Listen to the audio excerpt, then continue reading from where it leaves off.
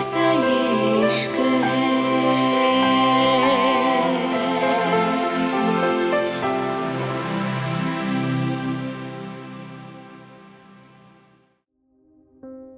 मुंबई, जन्नत विला। रुद्राक्ष जल्दबाजी में ऊपर गया था। उसने गुस्से से चारों तरफ नजर दौड़ाई तो एक कोने में उसकी नजर पड़ी थी, जहां हैया खुद में सिमटी बैठी हुई। उसके चेहरा नीचे की तरफ था, आंखों में बेचैनी थी। रुद्राक्ष, जो उसको देख ही परेशान हो गया था, जल्दबाजी में उसके पास जाते हुए बोला, यहाँ क्या कर रही हो हैया? रुद्राक्ष की बात पे हैया ने अपना सर उठाया तो उसके चेहरे पे आंसुओं के निशान थे। रुद्राक्ष हैरानी और गुस्से के मिले जुले भाव से बोला, ये क्या हाल बनाया है तुमने अपना?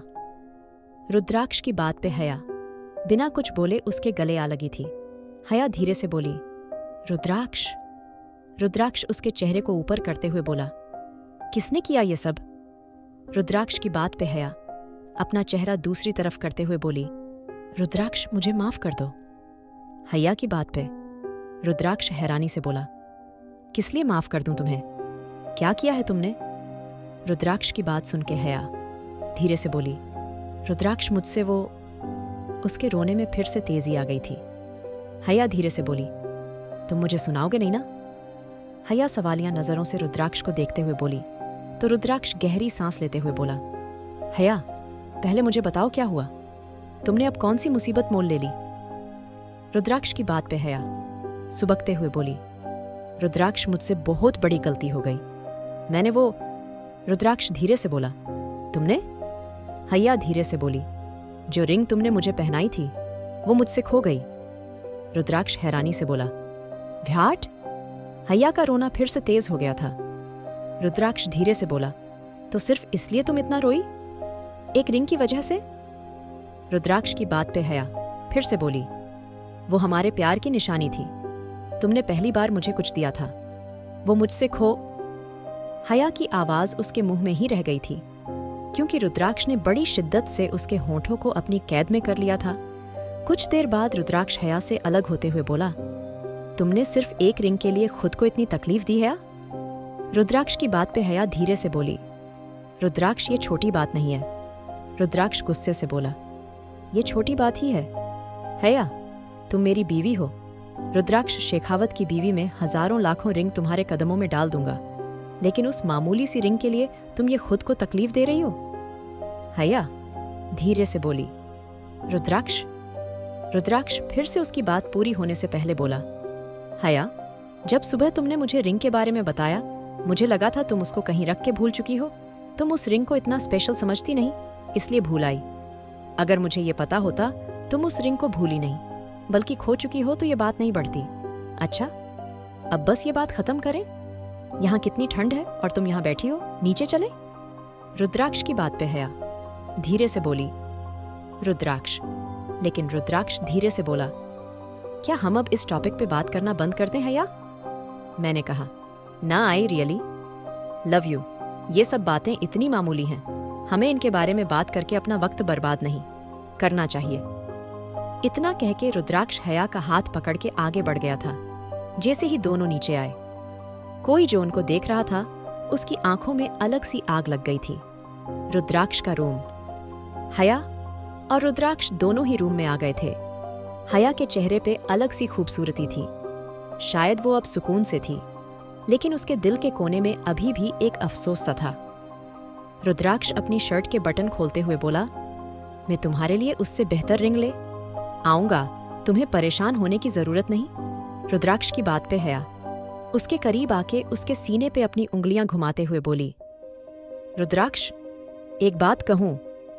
रुद्राक्ष उसकी आंखों में देखते हुए बोला, जी। रुद्राक्ष के जी कहने पे हैया चिढ़ते हुए बोली, तुम मुझे छेड़ रहे हो? हैया की बात पे रुद्राक्ष उसकी कमर को टाइट पकड़ते हुए बोला, और मैं तुम्हें क्यों परेशान करूंगा?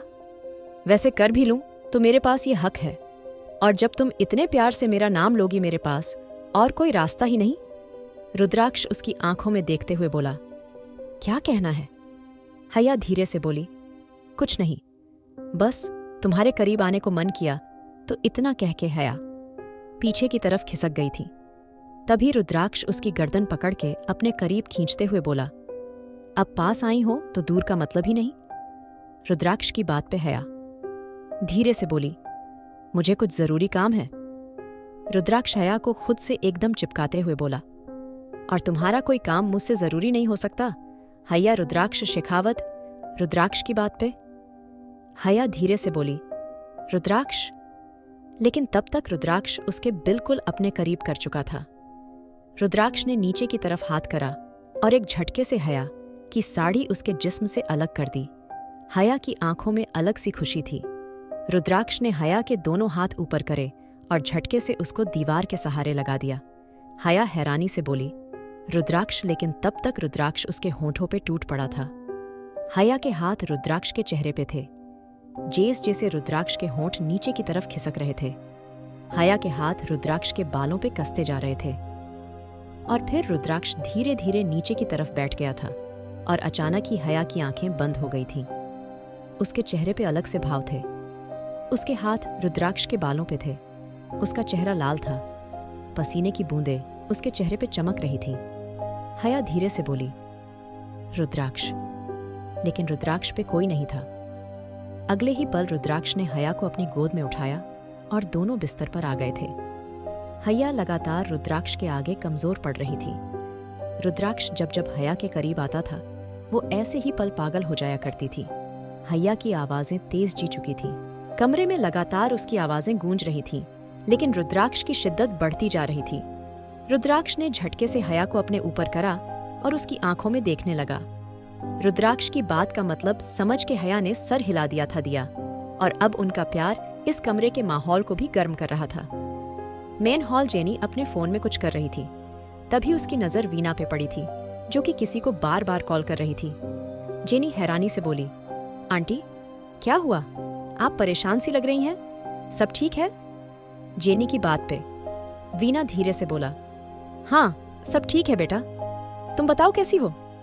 लंच किया था तुमने अच्छे से? जेनी धीरे से बोली, आंटी अब तो डिनर का टाइम है और कल से फलक के शादी के फंक्शन शुरू होने वाले हैं। फलक कहीं भी नजर नहीं आ रही। क्या वो अपनी शादी के लिए एक्साइटेड नहीं? आई मीन इंडियन कल्चर के बारे में मैंने काफी कुछ सुना है और शादियों की तैयारी तो काफी पहले से शुरू हो जाती है, लेकिन यहाँ तो ऐसा कुछ लग ही नहीं रहा है। दुल्हन का कुछ नहीं पता, दूल्हा भी गायब है। आप समझ रही हैं ना? वीना की जगह मन्नत जी प्यार से बोली, वो इसलिए जेनी क्योंकि हम ये शादी इतनी धूमधाम से नहीं कर रहे। अगर शादी में गेस्ट बुलाते तो ऐसे ही धूमधाम से शादी होती। और हम तो फलक की शादी राजस्थान में करने वाले थे, एकदम राजा महाराजाओं वाले स्टाइल में। लेकिन देखो, उसने अचानक शादी की। जल्दी करी तो जल्दबाजी में हमें यही शादी करनी पड़ रही है। और तुम तो जानती हो ना, अगर गेस्ट आए तो कई तरह के सवाल पूछेंगे, जिनके जवाब हम सब में से किसी के पास नहीं होंगे। और मीडिया तो वैसे ही हर बात को इतना बढ़ा चढ़ा के बताती है। और तुम बिल्कुल टेंशन मत लो। वैसे भी भले ही शादी में ज्यादा लोग ना हो, लेकिन तुम अच्छे से एंजॉय करना। मन्नत जी की बात पे जेनी धीरे से बोली, और फलक कहाँ है? मन्नत जी जेनी के सवाल पे वीना को देखने लगी थी, जो खोई खोई सी थी। वीना धीरे से बोली, फलक अपने कमरे में है। उसकी शादी की ड्रेस आ गई है, बस उसको ही देख, यही है। तुम वहीं मिल लो, उससे अगर मिलना है। वीना की बात पे जेनी धीरे से बोली, इट्स ओके आंटी, अगर उसको प्राइवेसी चाहिए तो मैं डिस्टर्ब नहीं करूंगी। जेनी की बात पे वीना ने सर हिलाया और किचन में ची गई थी। जेनी मन्नत जी को देखते हुए बोली, ये हमेशा ऐसे ही रहती हैं? नहीं, मेरा मतलब खोई खोई सी। मन्नत जी धीरे से बोली, तुम्हें गलतफहमी हुई है, ऐसा कुछ नहीं है। खैर तुम टेंशन मत लो, आओ डिनर कर लो। मन्नत जी की बात पे जेनी उनके साथ चली गई थी। कैसी रहेगी फलक की शादी? क्या करेगी जेनी अब? अगली सुबह से ही जन्नत विला दुल्हन की तरह सजा दिया गया था। चारों तरफ अलग सी खुशियां थीं। भले ही शादी कैसी भी हालातों में हो रही थी, लेकिन के शेखावत परिवार इस शादी को लेकर एक्साइटेड था।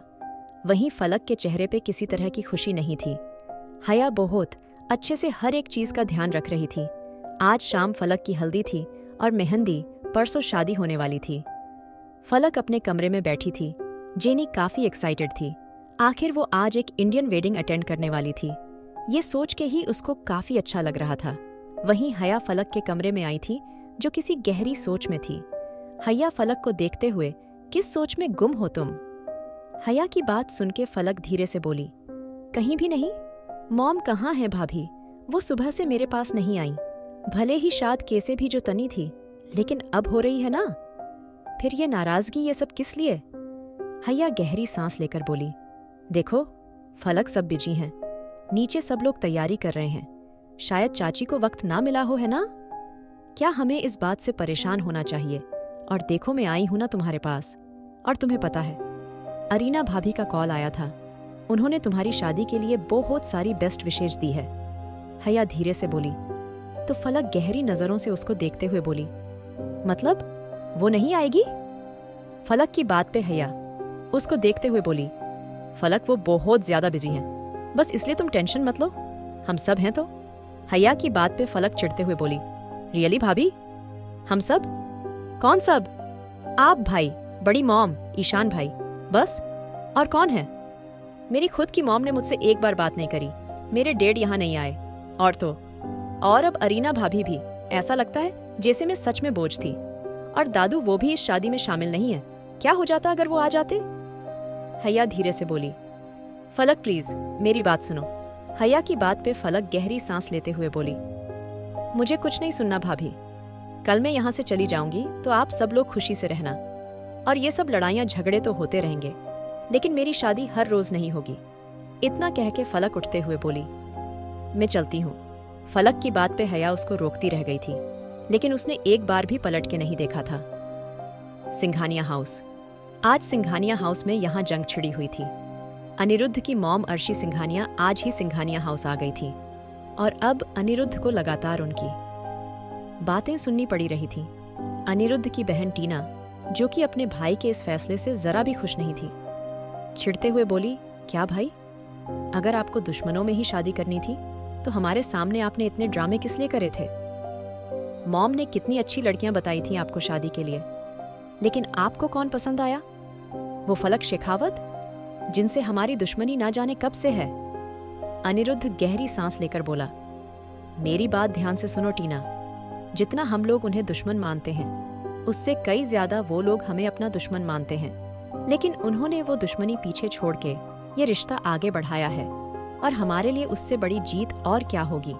वो हमें अपनी बेटी दे रहे हैं, शेखावत परिवार की बेटी हमें मिलने वाली है। क्या ये कोई छोटी बात है?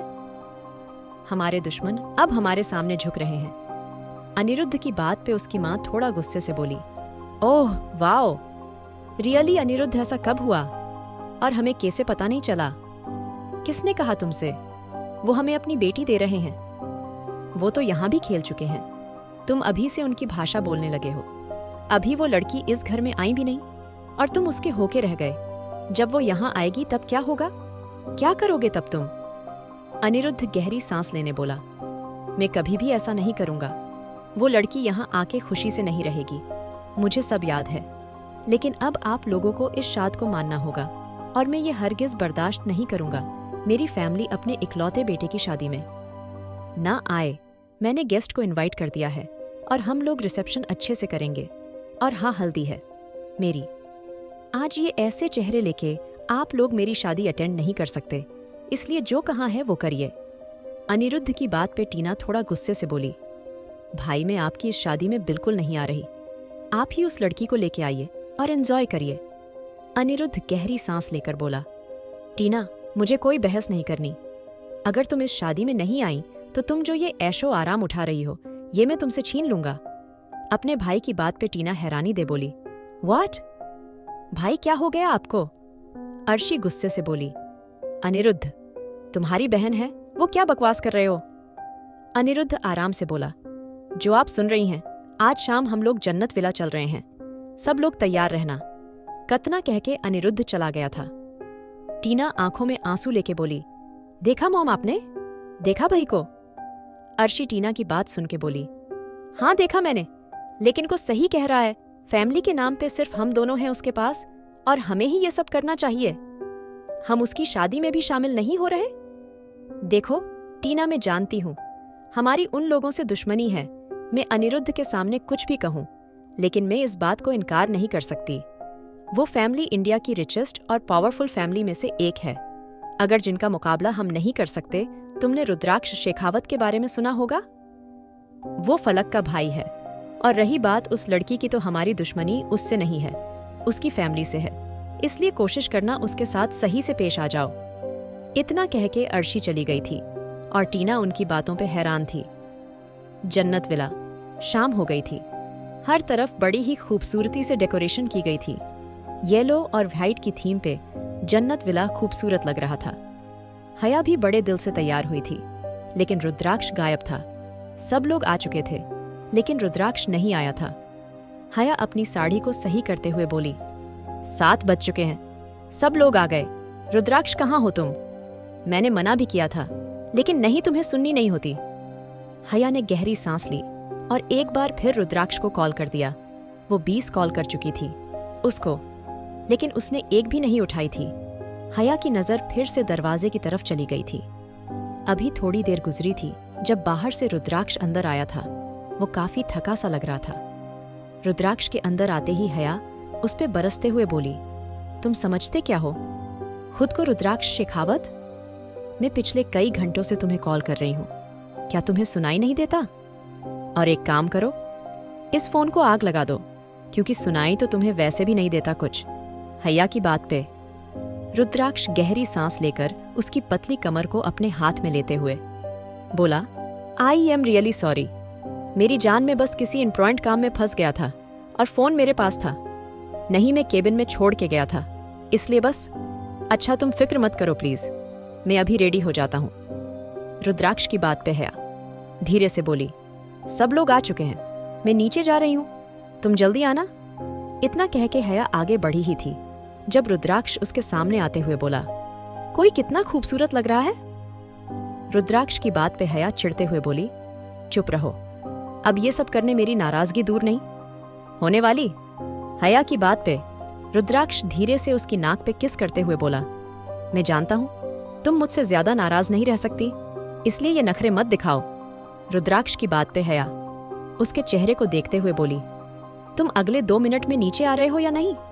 हया की बात पे रुद्राक्ष आराम से बोला, ठीक है आ रहा हूँ। रुद्राक्ष की बात पे हया चली गई थी। मेन हॉल हल्दी का प्रोग्राम मेन हॉल में था। फलक सामने लगे खूबसूरत स्टेज पे बैठी थी। अनिरुद्ध की फैमिली भी आ चुकी थी। उसकी बहन और उसकी माँ दोनों ही झूठी मुस्कान सजा के आई थी। दोनों परिवारों के बीच अजीब सी नफरत थी। सब लोग दूर दूर थे। अनिरुद्ध की नज़र जैसे फलक पे पड़ी, वो आंखें झपकाना भूल गया था। फलक की नज़रें भी अनिरुद्ध की नज़रों से जा मिली थीं, लेकिन अनिरुद्ध ने अपनी नज़रें फेर ली थीं। आखिर कैसी रहेगी फलक की शादी? क्या करेगी अब हया? आखिर क्यों अरीना ने अब तक डाइवोर्स पेपर नहीं भेजे? जानने के लिए सुनिए married to cold hearted billionaire. Don't forget to like, share and subscribe.